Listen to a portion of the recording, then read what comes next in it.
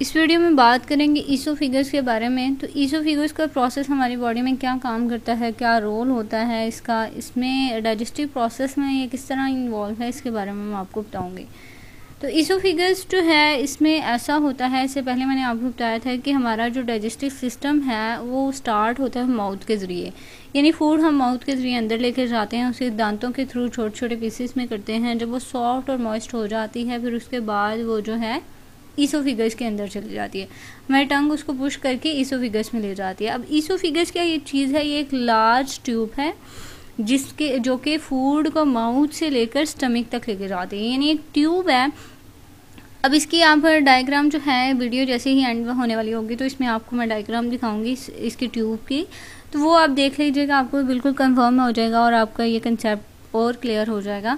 तो ईसोफेगस जो है ये वेव लाइक मस्कुलर मूवमेंट होती हैं जो कि फूड को स्टमक तक लेके जाती है। अब इसको वेव लाइक मूवमेंट को हम पेरिस्टालिक मूवमेंट्स भी कहते हैं और इस प्रोसेस को हम पेरिस्टालिसिस भी कहते हैं।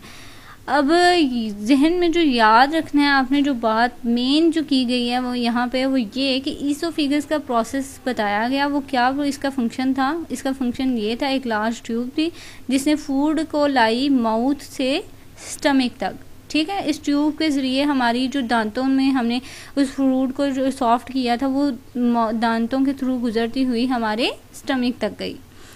तो ये प्रोसेस था ईसोफेगस के बारे में। आई होप आपको बिल्कुल क्लियर हो गया होगा। इससे रिगार्डिंग अगर आपका कोई भी क्वेश्चन है तो आप कमेंट सेक्शन में पूछ लिया करें। Thank you so much for watching. अगर आपको वीडियो अच्छी लगी तो इसे लाइक और सब्सक्राइब ज़रूर कीजिएगा।